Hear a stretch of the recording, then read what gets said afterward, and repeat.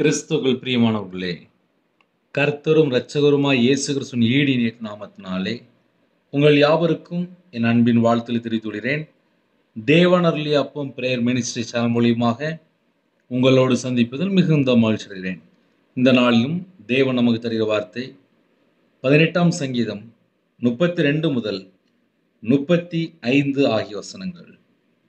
என்னை பலத்தால் இடைகட்டி என் வழியை செவ்வைப்படுத்துகிறவர் தேவனே. அவர் என் கால்களை மான்கால்களுடைய கால்களைப் போலாக்கி என்னுடைய உயர் தலங்களில் என்னை நிறுத்துகிறார். வெண்கல வில்லும் என் புயங்களால் வளையும்படி என் கைகளை யுத்தத்திற்கு பழக்குவிக்கிறார். உம்முடைய இரட்சிப்பின் கேடகத்தையும் எனக்கு தந்தீர். உம்முடைய வலதுகரம் என்னை தாங்குகிறது. உம்முடைய காருண்யம் என்னை பெரியவனாக்கும். ஹல்லேலூயா. இன்னைக்குள்ள வாக்குத்தத்தம், உம்முடைய காருண்யம் என்னை பெரியவனாக்கும். ஹல்லேலூயா. கிறிஸ்துவுக்குள் பிரியமானவர்களே, என்னை பலத்தால் இடைகட்டி என் வழியை செவ்வைப்படுத்துகிறவர் தேவனே. கர்த்தர் நமக்கு பலன் தருகிறார். பலத்தால் இடைகட்டி நிறைய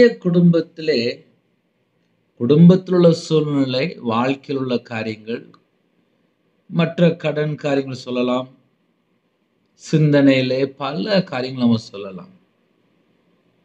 இதெல்லாம் நம்ம பார்க்கும்போது ஒரு பலவீனம், ஒரு சோர்வு வந்துடும். சோர்ந்து போனதுக்கப்புறம் அந்த மனுஷனை எழுப்ப முடியாது.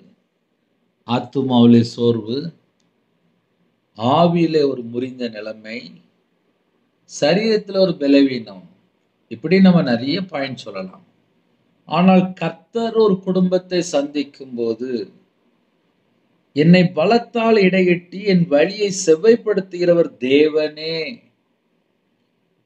என் வழியை செவ்வைப்படுத்துகிற தேவன்.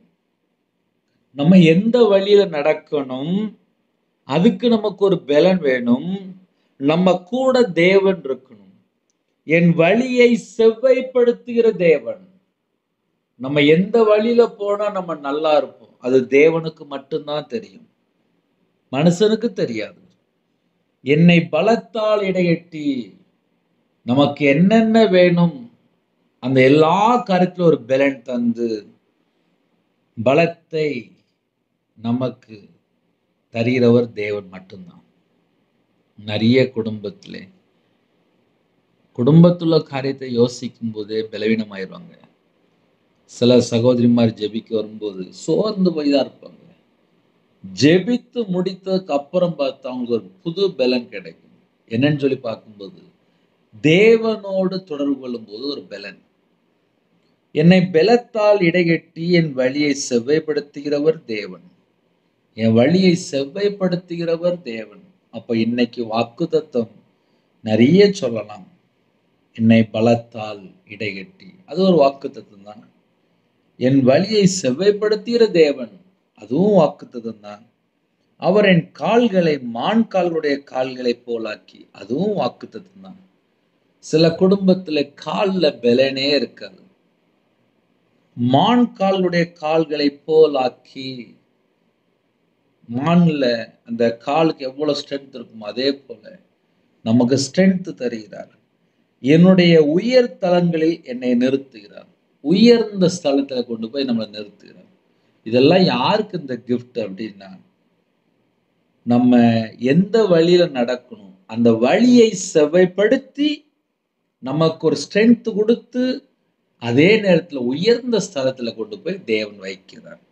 அதனால 24 மணி நேரம் நம்ம கூட கர்த்தர் இருக்கும்போது தான் இப்படிப்பட்ட கிஃப்ட். வெண்கல வில்லும் என் புயங்களால் வளையும்படி என் கைகளை யுத்தத்திற்கு பழக்குவிக்கிறார். கைகள்ல ஒரு ஸ்ட்ரென்த், கால்ல ஒரு ஸ்ட்ரென்த்.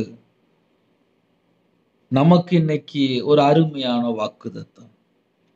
உம்முடைய ரட்சிப்பின் கேடகத்தையும் எனக்கு தந்தீர். கர்த்தருடைய பிள்ளைகள் ரட்சிப்புக்குள்ள இருக்கணும், அந்த அனுபவத்துக்குள்ள இருக்கணும். பாவத்துல இருக்கும்போது, பாவ அடிமையில இருக்கும்போது பலவீனத்தோடு இருப்பாங்க. அதே நேரத்தில் நம்முடைய கர்த்தர் நம்மளை மீட்டெடுத்து உம்முடைய ரட்சிப்பின் கேடகம், ரட்சிப்பின் கேடகம் என்று எழுதப்பட்டிருக்கு. அதுதான் நமக்கு பாதுகாப்பு. ரட்சிக்கப்பட்டதுக்கு அப்புறம் நம்முடைய வாழ்க்கையிலே நமக்கு சந்தோஷம், மனமகிழ்ச்சி, சமாதானம், இதெல்லாம் கிஃப்ட். இதெல்லாம் அந்த கிஃப்ட் எப்படி தராரு? நம்மளை மீட்டு எடுத்து நமக்கு பாதுகாப்பு தந்து தருகிறார். உம்முடைய ரட்சிப்பு, அதுதான் நமக்கு. தேவனுடைய ரட்சிப்பு நமக்கு இருக்கணும். உம்முடைய ரட்சிப்பு என்று எழுதப்பட்டிருக்கு. உம்முடைய ரட்சிப்பின் கேடகத்தையும் எனக்கு தந்தீர். தந்தீர்னா முடிஞ்சிட்டு, ப்ராசஸ் முடிஞ்சிட்டு. அதுவும் வாக்குத்தத்தம் தான். உம்முடைய வலதுகரம் என்னை தாங்குகிறது. தேவனுடைய வலதுகரம் நம்மளை தாங்கும் போது நம்ம எந்த சூழ்நிலும் சரி நம்மளை தூக்கி எடுத்துருவார். ஹல்லேலூயா. உம்முடைய காருண்யம் என்னை பெரியவனாக்கும். அவருடைய கிருபை தான் நம்மளை பெரியவனாக்கும். அதனால 24 மணி நேரம் அவருடைய கிருபை தான் நம்மளை தாங்கி கொண்டிருக்கு. கர்த்தருடைய பிள்ளைகளுக்கு 24 மணி நேரம் என்ன கிஃப்ட் அப்படின்னா அவருடைய கிருபை. அவருடைய வலதுகரம் என்னை தாங்குகிறது. இன்னைக்கு ஒரு முக்கியமான வாக்குத்தத்தம். ஹல்லேலூயா. அதனால புதிய நாளிலே நம்ம ஜெபிக்க போயிடும். கர்த்தருடைய பிள்ளைகள் ஆசீர்வதிக்கப்பட்ட சந்ததியா இருக்கணும். கர்த்தரை தேடக்கூடிய பிள்ளைகளா இருக்கணும். ஜெபிப்போமா? கண்களை மூடி நாம் ஜெபம் செய்வோம். கிருபை மகிமை அந்த பரிசுத்தமுள்ள நல்ல பிதாவே, நன்றியோடு துதிக்கிறோம், சொல்கிறோம்ப்பா. எங்க கூட நீங்க பேசிட்டீங்க, உமக்கு நன்றி செலுத்துகிறோம். ஜெபிக்கிற பிள்ளைகளை கர்த்தர் பரிபூரணம் ஆசீர்வதிக்கணும். ஜெப விஷயம் தாங்க, தியானிக்கிற விஷயம் தாங்க, துதிக்கிற விஷயம் தாங்க. ரட்சிப்பின் வஸ்திரத்தை தாங்கப்பா, நீதியின் சால்வை தாங்கப்பா, துதியின் அபிஷேகத்தை தாங்கப்பா.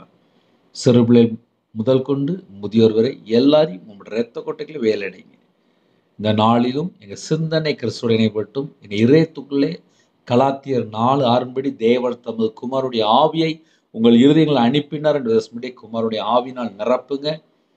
எங்களுடைய அவயங்கள் எல்லாம் கிறிஸ்துவ அவயமா மாறட்டும். எங்கள் உடம்போட ரத்தம் எல்லாம் இயேசு கிறிஸ்துவின் ரத்தமா மாறட்டும். இந்த நாளிலும் தேவ சித்தத்துக்கு எங்களை அர்ப்பணிக்கிறோம். பிதாவுக்கு பிரியமானபடி வாழ அர்ப்பணிக்கிறோம். நற்கிரியை செய்ய அர்ப்பணிக்கிறோம். தேவ பக்தி உள்ள பிள்ளைகளா வாழ அர்ப்பணிக்கிறோம். வெளிச்சத்தின் பிள்ளையா வாழ அர்ப்பணிக்கிறோம். உமக்கு பிரியமானபடி பரிசுத்தமா வாழ அர்ப்பணிக்கிறோம். நீதியை பின்பற்ற அர்ப்பணிக்கிறோம். உமக்கு பிரியமானபடி எங்களுடைய வாழ்க்கை இருக்கணும். இந்த நாளை எங்களுக்கு ஆசீர்வதித்தாங்க. எங்க கூட நீங்க இருங்க. யாரெல்லாம் ஜெபிக்கணும் அவங்களுடைய சிரசு மேல் ஆசீர்வாதத்தை வைங்க. அவங்களுடைய கையின் கீழில் ஆசீர்வதிங்க. அவங்களுடைய அப்பத்தின் தண்ணீர் ஆசீர்வதிங்க. குறைகள் குற்றங்களை மன்னித்து 24 மணி நேரம் உங்கள் பிள்ளை சகல கருத்திலும் ஆசீர்வதிங்க. யாரெல்லாம் எந்த நாட்டில் இருக்காங்களோ அந்த நாட்டில் உள்ள ஜனங்களை கர்த்தர் ஆசீர்வதிக்க வேண்டும். இந்த செய்தி எங்கெல்லாம் கேட்குறவங்களோ அந்த குடும்பங்கள் இயேசு கிறிஸ்து நாமத்தினால் ஆசீர்வதிக்கட்டும். தேவன் அருளி அப்போ மினிஸ்டர் மூலமா இணைந்திருக்கிற எல்லா குடும்பமும் ஜீவ புஸ்தகத்தில் ஆட்டுக்குட்டியான ஜீவ புஸ்தகத்தில் எழுதப்படணும். கர்த்தர் கூட இருங்க. உங்க பிள்ளைகளுக்கு முன்னும் பின்னுமா தேவதூர் நிப்பாட்டி பாதுகாத்துங்க. சகலவிதமான ஆசீர்வாதம் கிறிஸ்துவுக்குள் அப்போ அவங்க பிள்ளைகள் பெற்றுக்கொள்ளட்டும். துதிகான மகிமையெல்லாம் முருகே செலுத்திடும்.